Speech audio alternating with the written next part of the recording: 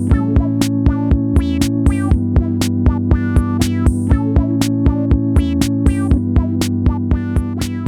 everyone, I'm Sagan MacIsaac and I'm a senior associate at ART+PUBLIC UnLtd. This is a new video series where we've teamed up with Canadian Art Forecast to bring you a behind-the-scenes look at Canadian artists' practices. Today I'm joined with Margaux Williamson. Margaux is a painter, filmmaker, and writer based out of Toronto.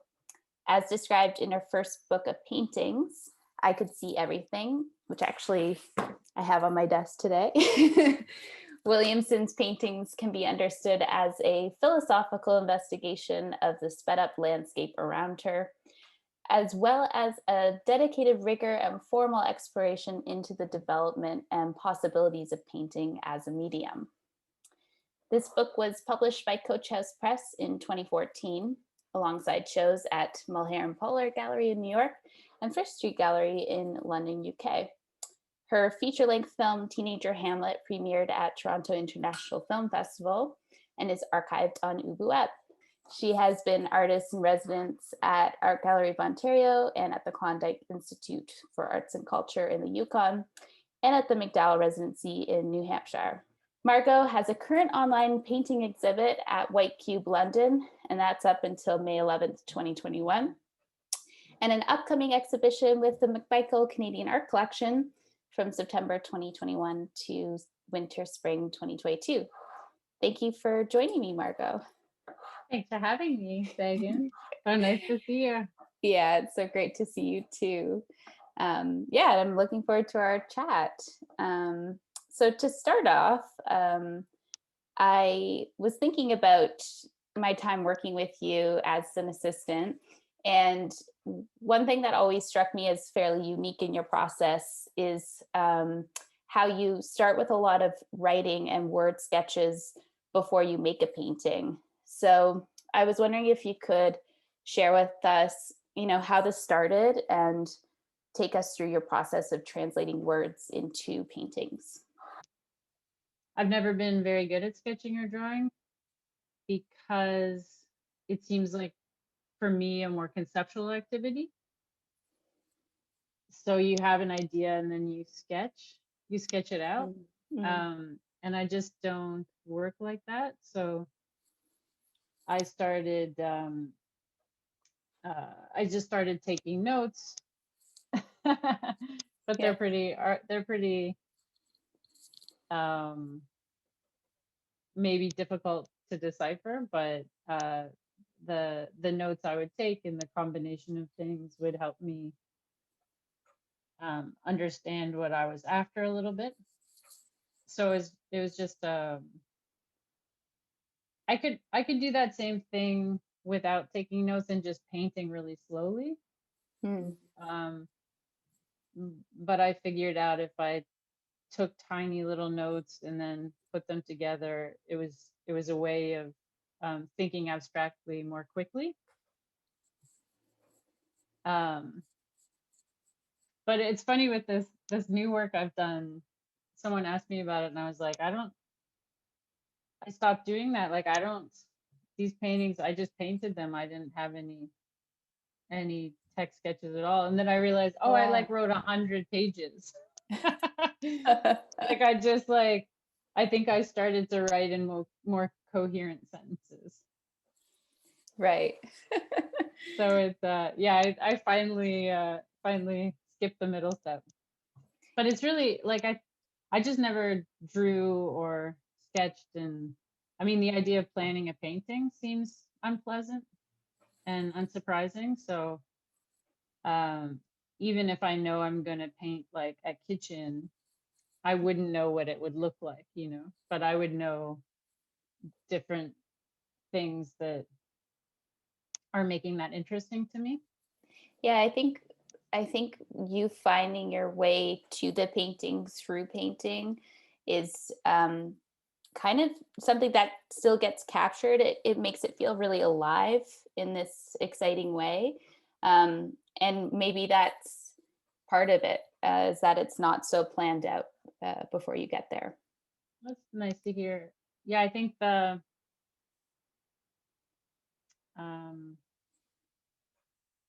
yeah, I just can't imagine me making this plan and then making a painting. It feels so much like it's about show and tell rather than exploration.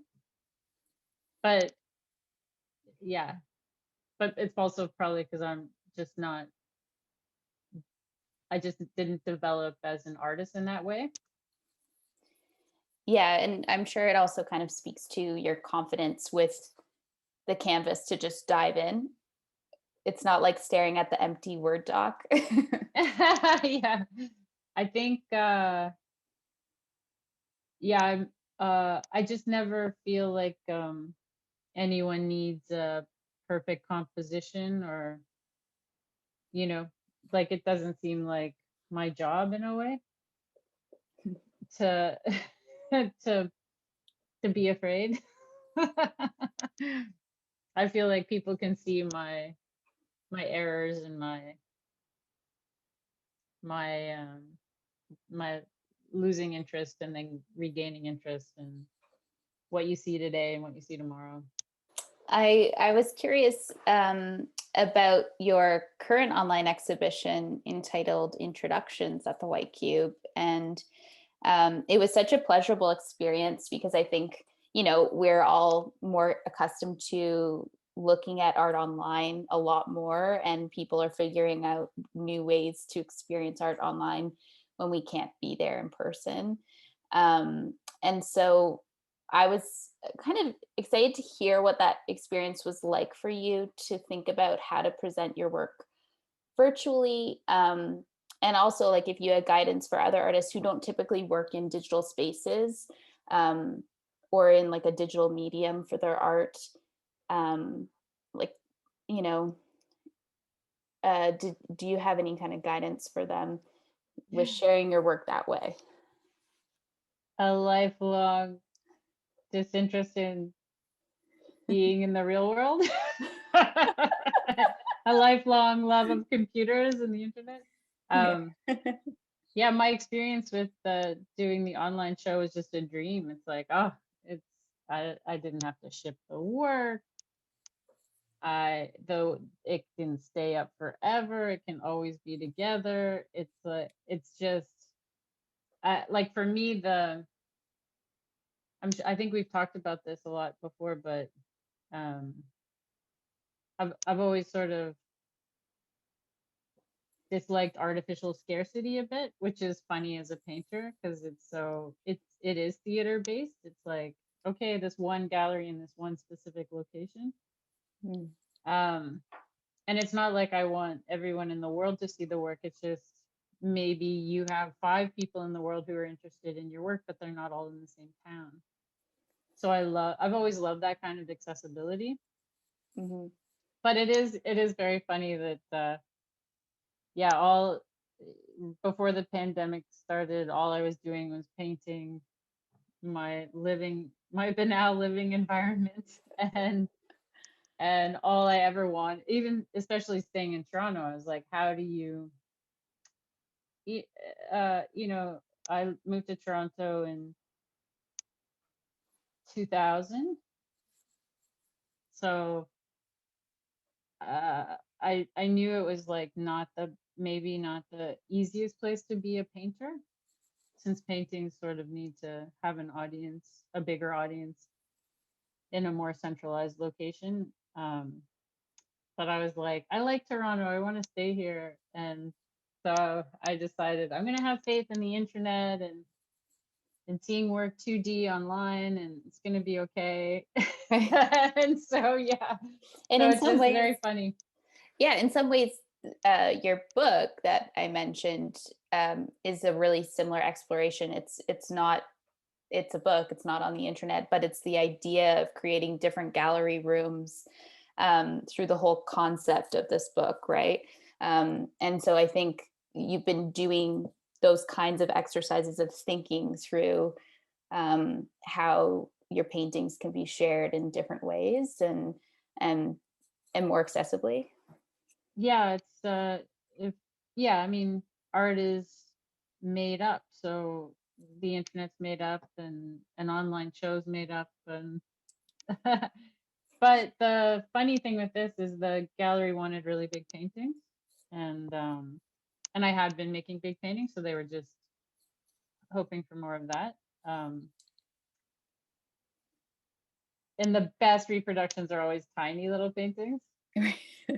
But anyway, I made these big paintings, and it really was. It's just I've never been so good at being in the world, so it was 1,000 times easier than a normal show for me. But then when I was done, just last week, the paintings are still in my studio drying, and I think my whole life too, I always thought it was very romantic to think that paintings gave off some kind of energy, that you needed to see them in person.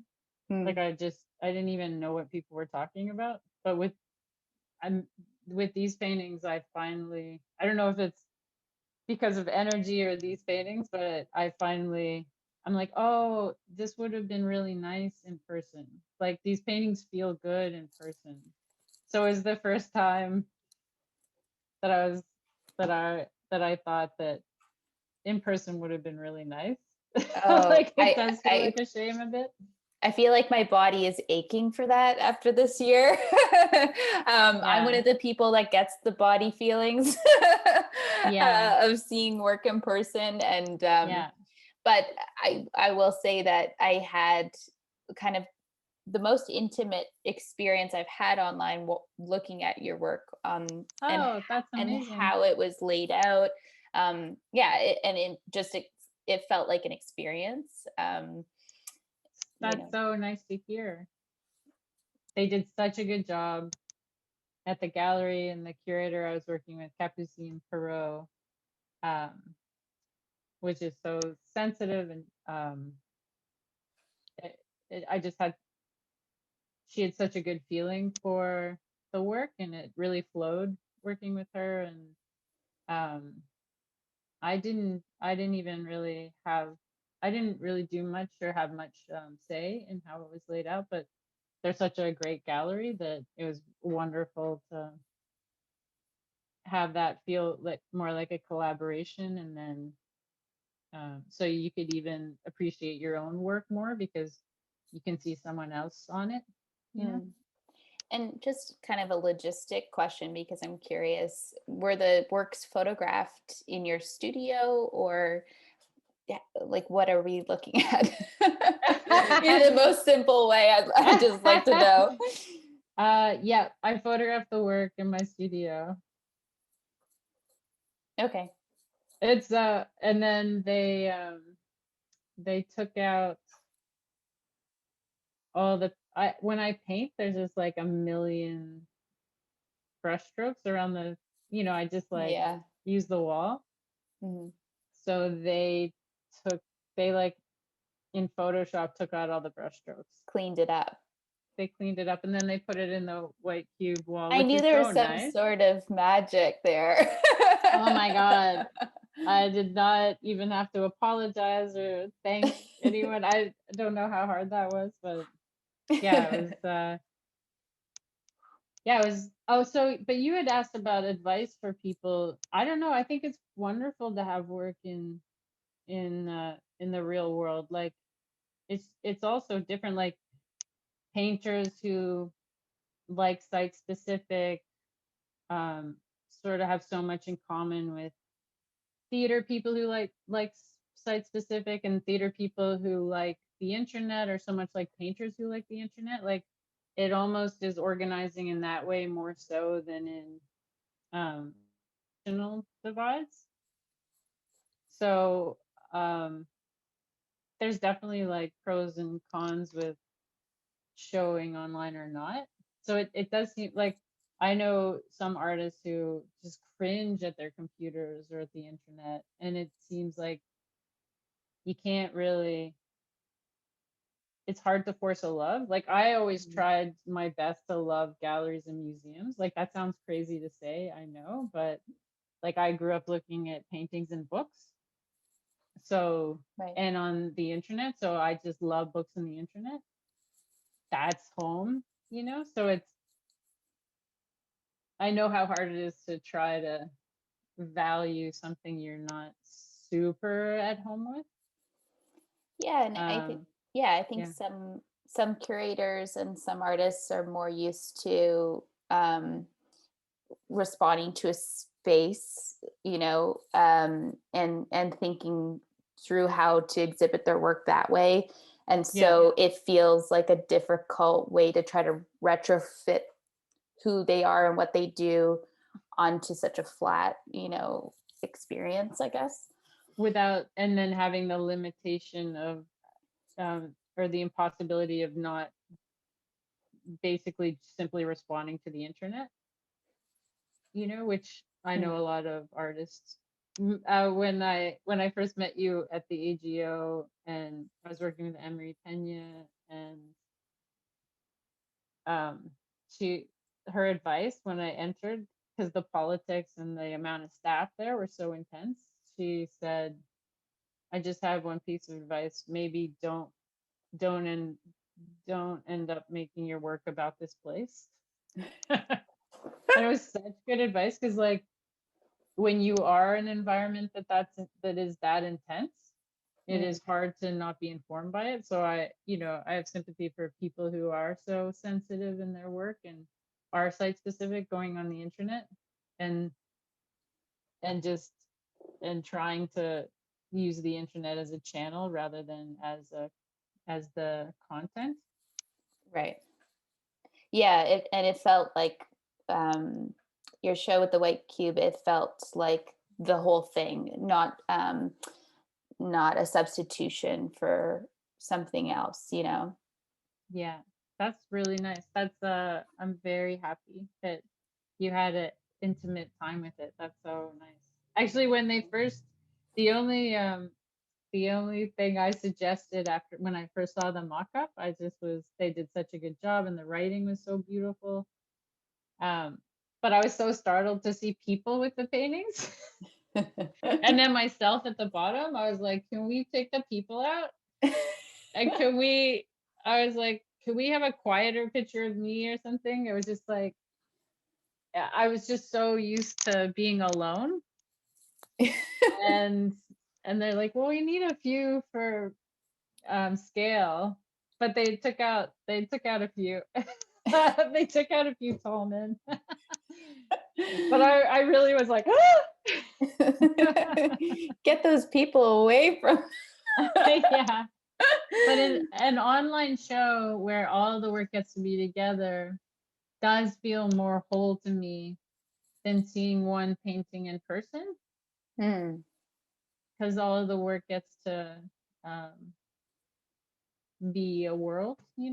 Yeah, yeah, I and you are a very like world builder type painter. I um, like it's.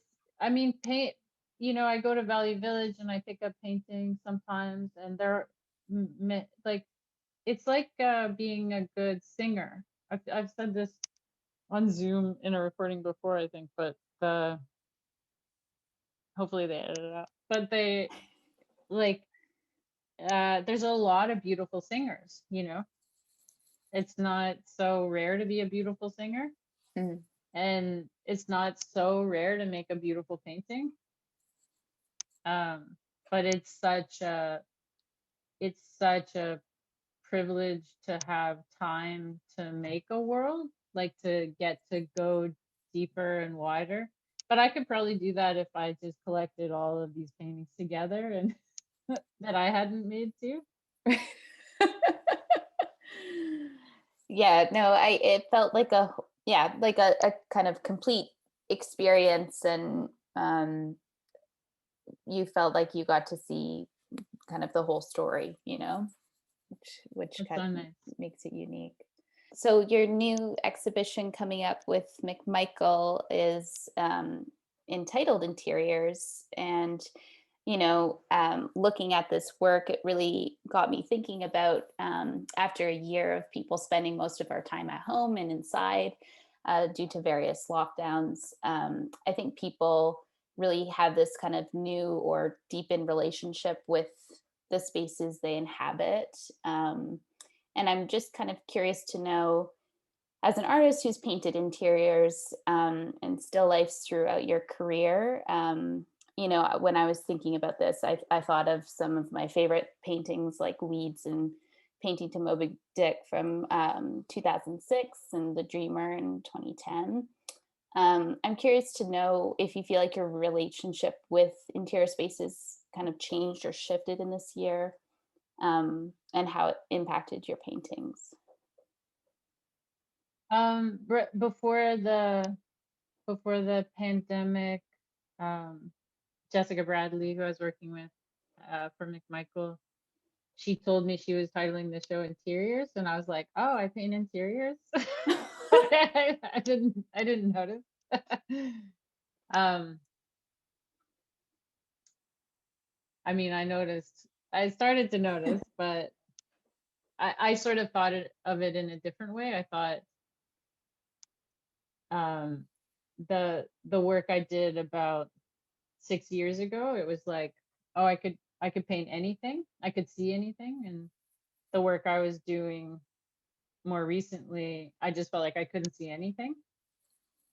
It really felt like that. So I think when I felt like I couldn't see anything, I just was painting like just the only things I actually could see. The very wonderful Sarah Milroy um,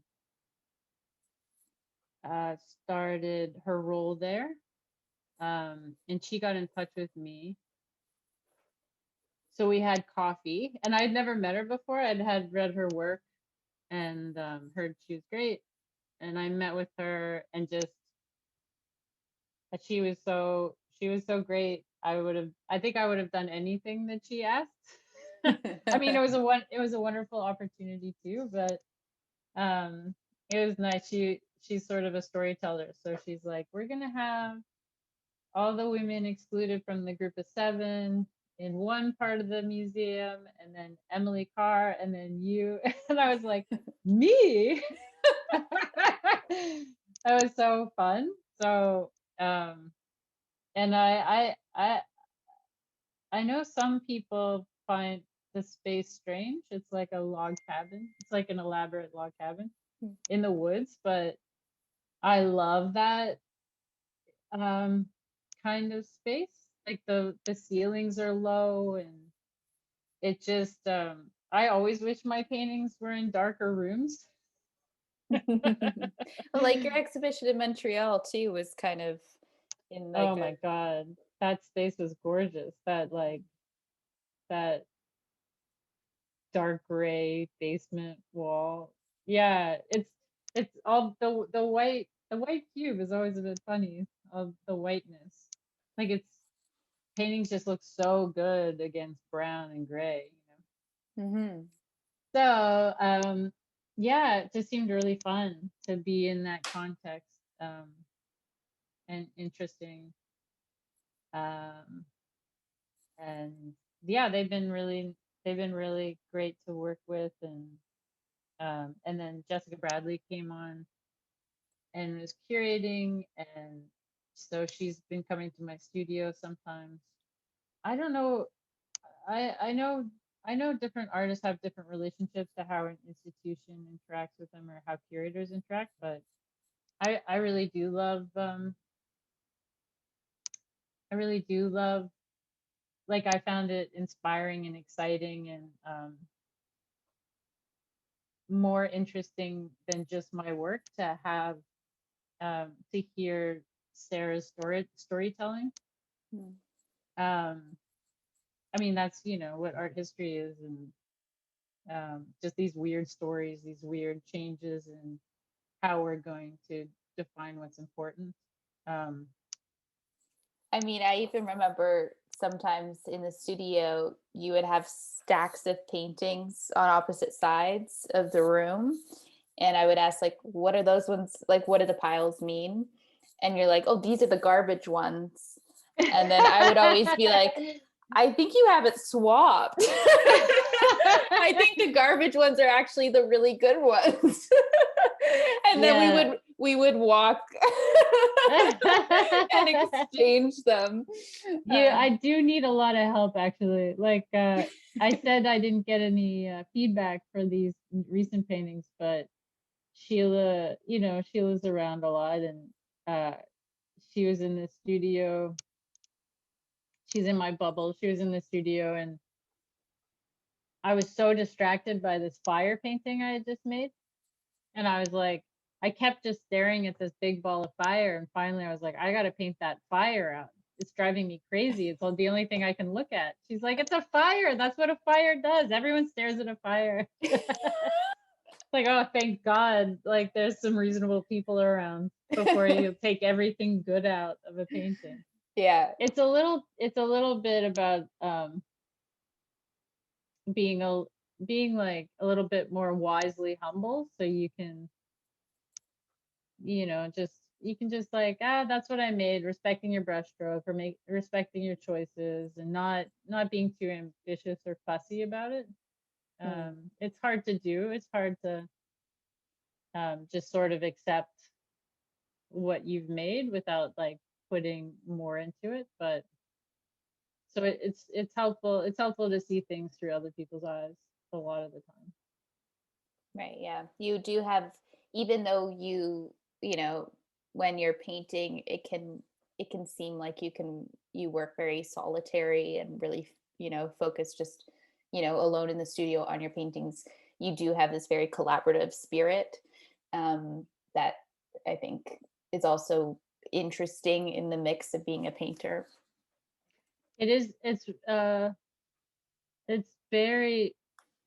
It's like watching a movie with someone. Like when Jessica Bradley came to my studio quite a few times, and she sat on the couch and looked at my notes and while I painted, and her energy was so nice. But yeah, I was painting and I was seeing the work almost more gently than I normally do.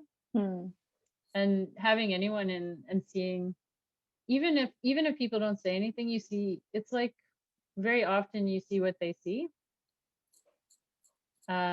which is interesting and a bit of a relief from what you're seeing. Yeah. Do you mean like we're kind of our toughest critics?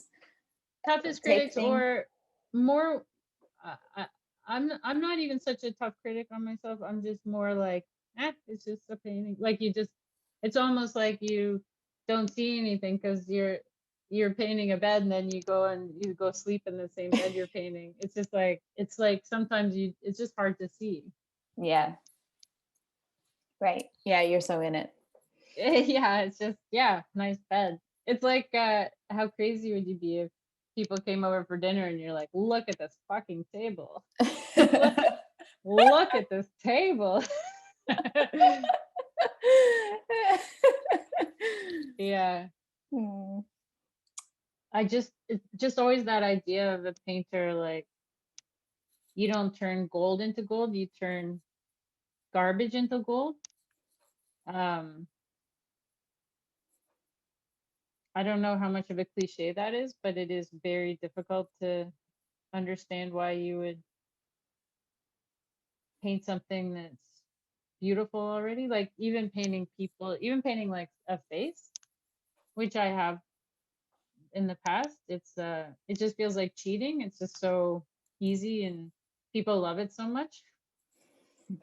Because a face is so interesting. Even you almost don't need a painting sometimes for that. But so I don't know. I don't intentionally try to paint ordinary things, but all I see is ordinary things. I don't know. Yeah. Nice. Well, I'm so excited to see it. And I look forward to a time where I get to go to the McMichael and see the work. Thanks so much for joining me, Margaux.